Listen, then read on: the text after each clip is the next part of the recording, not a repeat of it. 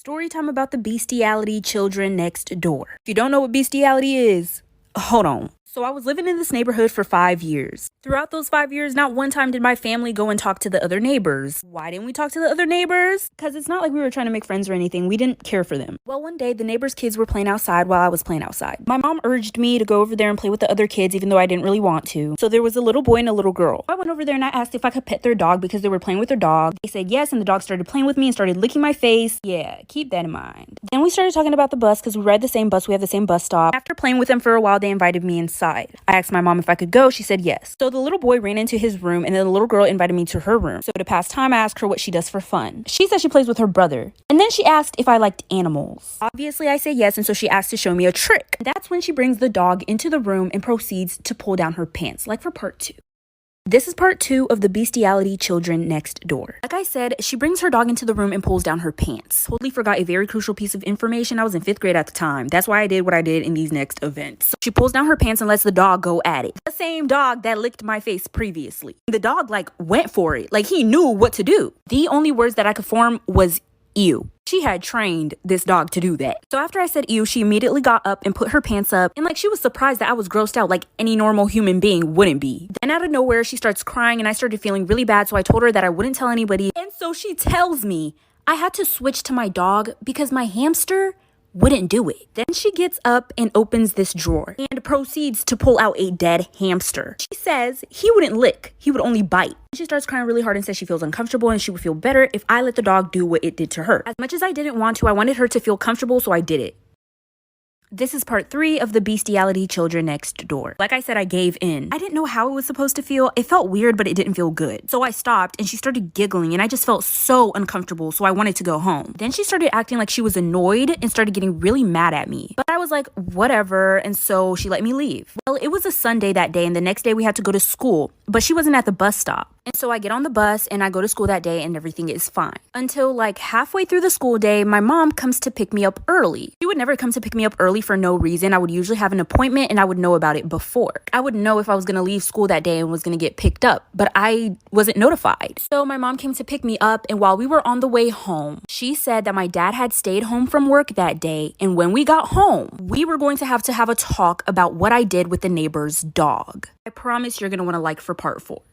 This is part 4 of the bestiality children next door. Baby, that rhymed. Like I said, my mom is driving me home right now and we're gonna have a talk when we get home with my dad about what I did with the neighbor's dog. I tried to explain myself to her in the car, but she wouldn't let me talk. She didn't want me to say anything until we got home. But when we got home, it wasn't just my dad sitting in the living room. The neighbors were there. The mom, dad, and the 2 kids. So I was like, is this a setup? The neighbor's dad is fuming. As soon as I walked into the living room, he stood up and tried to get in my face. Mind you, I was in 5th grade. He did that in front of my parents. My parents told him to back up, obviously, but there was a lot of tension. When he was in my face, he was saying, how dare you force my daughter to do that with our own dog? That's when I knew what the fuck was going on. This little fucker. Basically, after I left my neighbor's house the day before, the daughter went up to the parents and told them that I showed her the trick with the dog and forced her to do it. But this is when things take a turn, babes.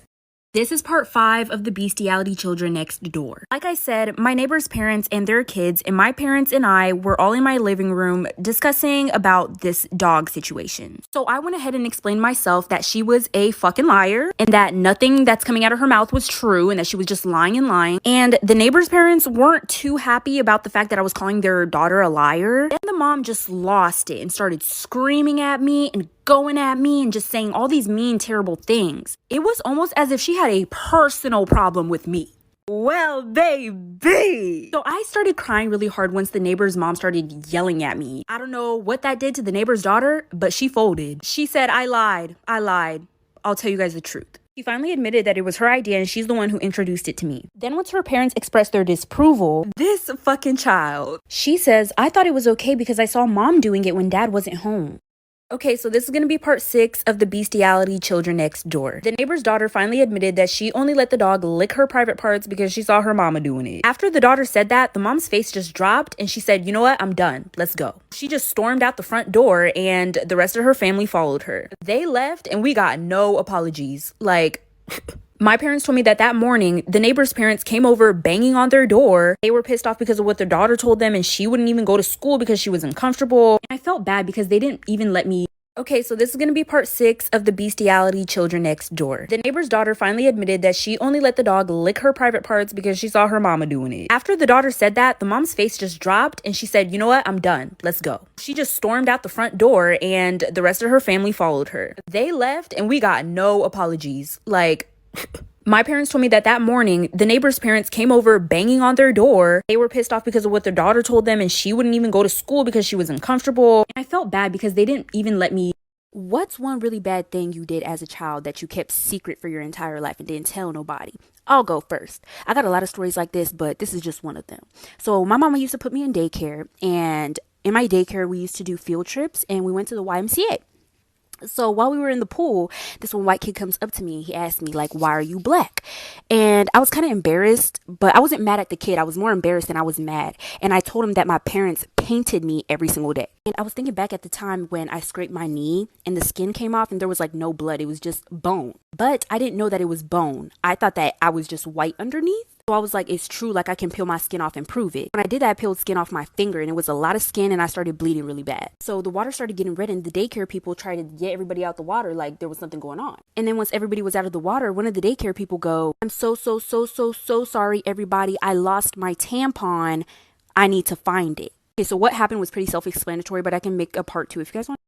So this is part 2 of the really bad thing that I did as a child and kept secret. So my daycare instructor, or whatever you call them, basically said that she had lost her tampon in the water. And I'm guessing she said that because she was on her period and she had a tampon in and the water started turning red, and that's the only reason that she could think of. But like they started checking all the kids and making sure that all the kids were okay and stuff. And when they came up to me and asked me if I was good, I was like, oh yeah, I'm fine. And so they were looking in the water for like an hour, but there was no tampon. Like they could not find the tampon. Like that one white kid, he was not part of the daycare. Like he wasn't one of the daycare kids. So they evacuated everybody out the pool. Like nobody was allowed in there. And like we all got back on the bus and we went back to the daycare, and the daycare instructor, who thought she had lost her tampon, literally talked to all of us and was like, things like this can happen as a woman, and da-da, when you get older, you'll understand. But baby, I stayed mute.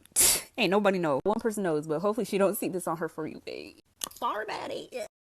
Here's another babysitting horror story, and how my babysitter almost killed me and my baby sister. So it first started when my parents hired a babysitter for us. At first she was really sweet, and then she started being really mean out of nowhere. She started hitting us when we would cry, and she would blow cigarette smoke in our face. One time when she was driving us home from the grocery store, my baby sister was crying really hard the whole entire car ride. When we got home, she got me out of the car and brought in the groceries, but she left my 2-year-old sister in the car. It was 103 degrees. And she left her in there. That's honestly when I first started becoming scared of her. But why I became terrified of her is because one time my parents went on vacation for like a week. And one night my babysitter ordered pizza. My parents sent the babysitter the money for it. It was for all of us, but she wanted to get anchovies on the pizza. I told her I didn't really want that, but she ordered it anyway. When the pizza came, I didn't really want to eat it. And instead of her being like, well, I'll just make you something else, she locked me into a room for 3 days. She would only let me out to use the bathroom, but I wasn't allowed to eat anything. After that, she made starving us a regular thing. Then my parents came back and took us to the hospital for a checkup, like for part 2.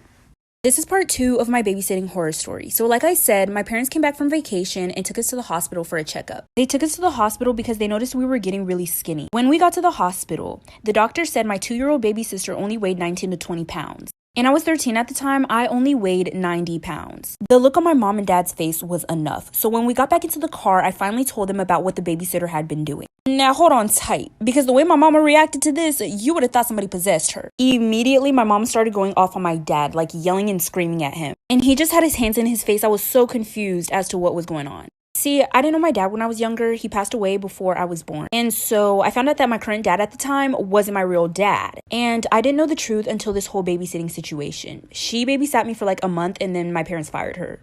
I'm 23 now. I honestly could have forgotten all about her. Well, just last year, my mom told me that babysitter was my dad's ex-wife. Well, anyways, this is what my mom did to my stepdad's ex-wife after we went to the hospital. This is part 3 of my babysitting horror story. So like I said, I finally told my parents about what the babysitter had been doing to me and my baby sister. I was so confused as to why my mom started going off on my dad right away after I told her. But 10 years later, I'm finally finding out that my babysitter was my stepdad's ex-wife. My mom told me that she had been really iffy about letting my stepdad's ex-wife babysit me and my little sister but she only agreed with it to save money. So my mom told my dad to get out of the driver's seat. She got into the driver's seat and she started driving. I wasn't exactly sure where we were going and my dad didn't know either, but we ended up at the babysitter's house. Luckily for her, she wasn't home because my mom would have dropped her. Shit, she might have even got a murder charge that day. But my mom told me to get a rock and to just start chucking them at her windows. So that's what I did. There, me and my mom were chucking rocks at my babysitter's window. And my dad was watching us holding my baby sister. My mom didn't take her to court or anything. I'm not exactly sure why. Probably something to do with my dad. But my mom made my dad cut contact with her completely and they fired her.